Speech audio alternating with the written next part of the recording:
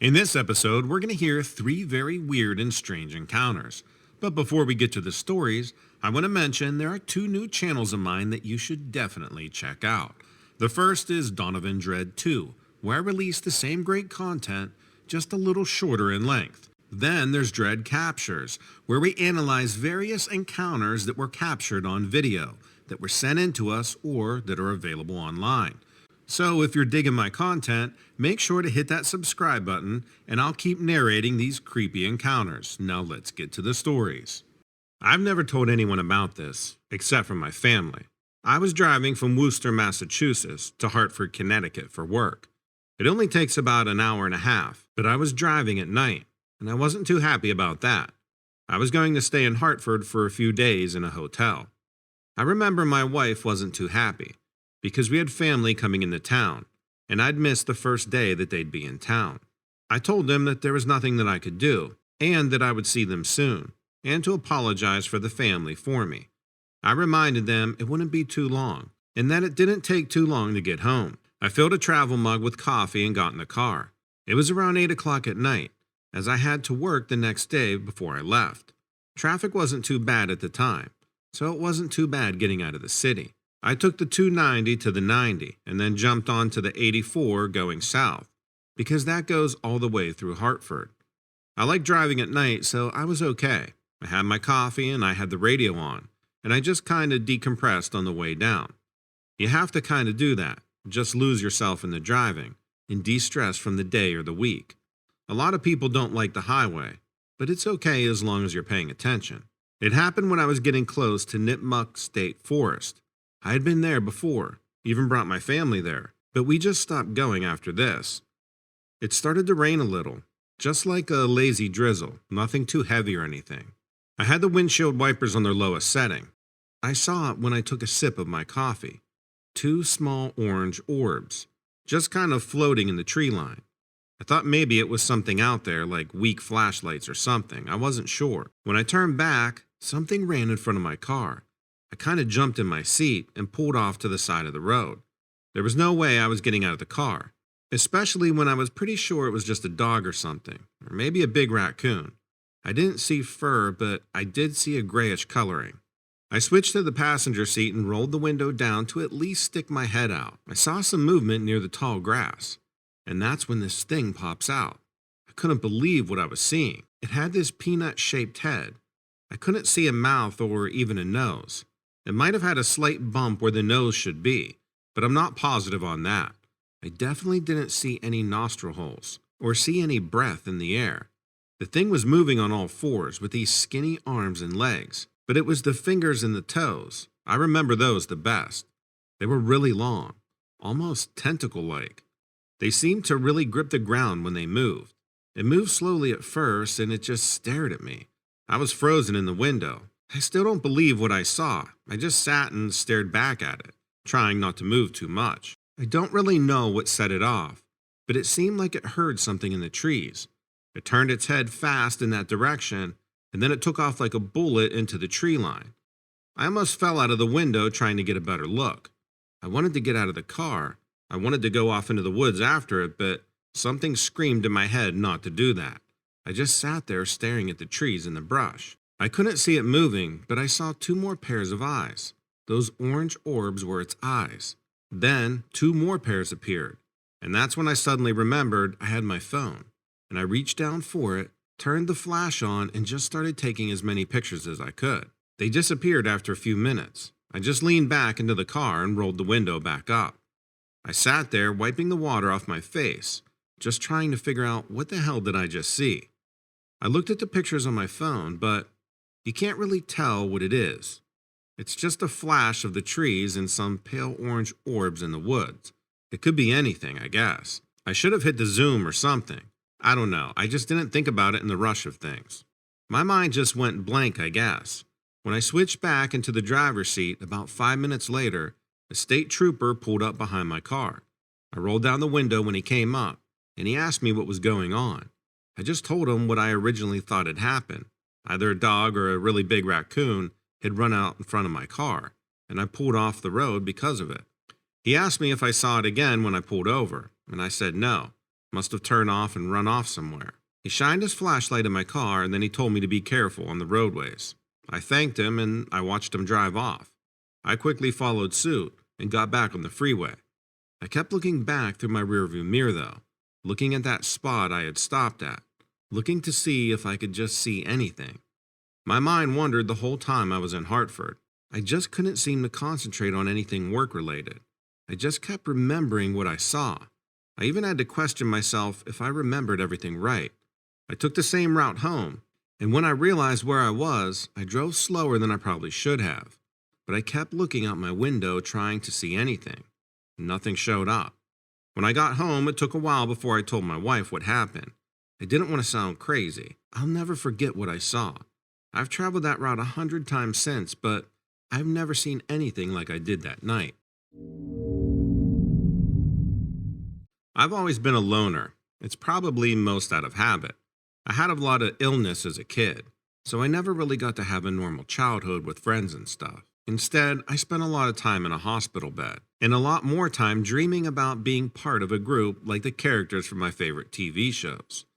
I started getting better as I got older. By my late teens, I barely had any major hospital stays, but I was still homeschooled because my parents and doctors didn't want to put too much stress on my immune system right away. Maybe that's why I really wanted to go to college. Not just online. I wanted the whole thing.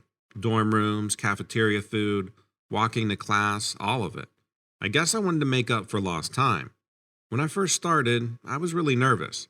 I didn't really know how to interact with people who weren't wearing scrubs except for what I learned from watching TV. Turns out I didn't have to worry so much. I met a super nice group, James, Rosalie, Sarah, and Joe. We shared some interests and they were really cool despite my awkwardness. I really wanted to make a good impression on them so that I could become an official member of the friend group. I was hoping for an opportunity to do some sort of group activity so I could bond with everybody.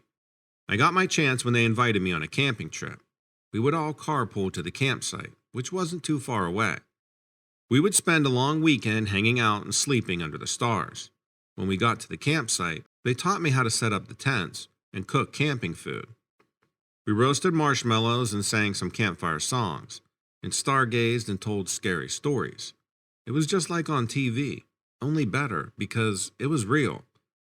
Unfortunately, not all of the evening was great. There were other groups camping in the sites around us, and one of them was really rude. I don't know what school they went to, but they were college kids like us. They partied very loudly through half of the night. James went over to talk to them, then Sarah. It wasn't just us either. A few other groups camping in the area tried to talk to them too. They wouldn't listen. It wasn't a huge deal in the grand scheme of things, but we were all annoyed that they were being so inconsiderate. So we decided to teach them a little lesson. When we were telling scary stories the first night, we found out that Joe could do some disturbingly convincing creepy monster noises. We decided to use that to freak out the rude campers by making them think there was a real monster. Joe went into the car so nobody nearby would hear and recorded several audio clips of various monster noises. He connected his phone to Sarah's Bluetooth speaker, which we would then hide near the other campsite. We then found a hiding place further away where we could see the results of our prank without them seeing us. Joe started playing the clips, and it was so funny. He started with this low growling noise. The rude campers were playing music, and they stopped and turned it down so they could hear it better. Then Joe pressed play again, and they looked at each other all nervous. We all had to bite our hands to keep quiet. We could hear the rude campers asking each other if they heard a sound. Joe kept them on edge with some ominous hissing and growling sounds for a couple of minutes. Finally, Rosalie grabbed the phone, turned the volume way up, and blasted them with this screeching roar. They all went ballistic. Everyone ran around screaming, grabbing their stuff, and running into their trailer. My friends and I were all laughing so hard as we ran away. We were walking along this kind of hill area, where the ground sort of dropped off with a moderate slope. At the bottom of the hill, it got flat again, and the trees resumed. From where we were, we could see out over the lower area into the trees. There was a denser patch of trees between us and the rude campers, so we felt comfortable having our flashlights on. We were all whispering and laughing about the prank we just pulled, and we were generally in very high spirits. But then, James made a gesture which made his flashlight beam shine into the forest at the base of the slope. I just remember a flash of red eyes and a large dark shape. We all froze, except Joe. Or maybe he just didn't believe what he'd just seen. He slowly moved his light back to where we saw this shape. I'd be willing to bet that everyone else was thinking exactly what I was thinking. That Joe had just gotten us all killed. Because there was something there. I saw a dark, hulking body. Definitely not human shape. The shoulders were too broad and looked very odd. It didn't seem to have much of a head either. Just a lump on its shoulders, with these huge red eyes.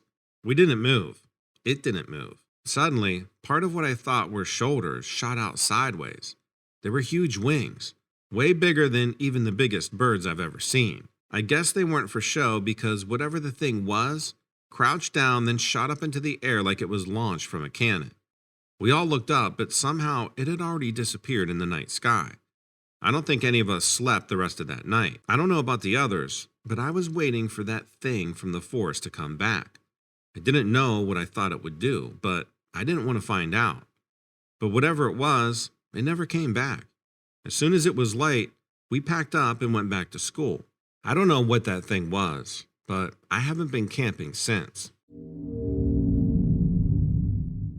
I had nothing against squirrels until they started coming into my house. They've always been annoying, but we pretty much let each other be. I live a bit south of Trenton in New Jersey, near Mount Holly. I assume squirrels are a problem everywhere. I don't know because I've always lived in this area, and I haven't done much traveling. I started noticing how many squirrels were in my backyard last Halloween. I'd gotten some pumpkins, and they were all going to be jack-o'-lanterns. I'd put them outside until it was ready to carve them. Right away, they started getting chewed up, and they were ruined. Before long, the squirrels had whittled them down to nothing. I was outside looking around and saw that the big tree from my neighbor's house was growing right toward my roof. That made it really easy for the squirrels to scamper across the top of my house. I didn't think of it much, though, and I figured it was a lesson learned not to leave your pumpkin outside. Anyway, about a week after Halloween, I was in my house one night and I heard this horrible screeching sound outside. I looked out my back window, but I couldn't see anything. My back porch light is broken. It's not just the light bulb, it's something electrical, so I didn't know how to fix it. The noise was so loud and creepy. I was really starting to wonder why I was attracting all this wildlife. I couldn't imagine what could make that screeching sound. I put it out of my mind and I went to bed. But the next morning when I woke up, I was hearing some really odd thumping noises. I thought it was my neighbor working outside, but then I heard a crash outside my bedroom door. I rushed out and saw one of my wooden carvings laying on the floor. I heard a bunch of shuffling in the bathroom and headed back there, and to my horror, a squirrel was staring back at me. I couldn't figure out what had happened. The only thing I could assume that it had gotten all the way down the chimney somehow. I yelled and it ran away from me and crawled into my under-sink bathroom cabinet. At this point, I just didn't know what to do.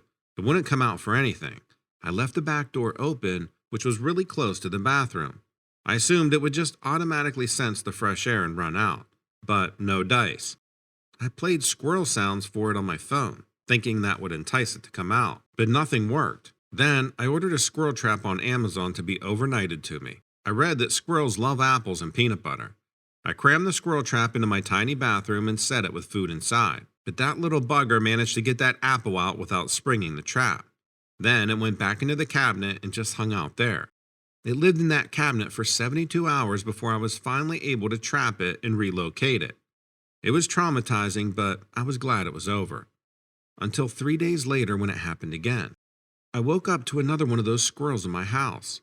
This time, I had secured the door to the bathroom so if it happened again, the squirrel couldn't hide out in there. I managed to get it out the back door. But it was really unprecedented to have such an unlikely thing happen again. I should mention that I was still hearing that screeching sound several days in a row now. I started wondering if there was a connection. That night, I was sitting on my couch minding my own business. I'd been hearing this screeching intermittently.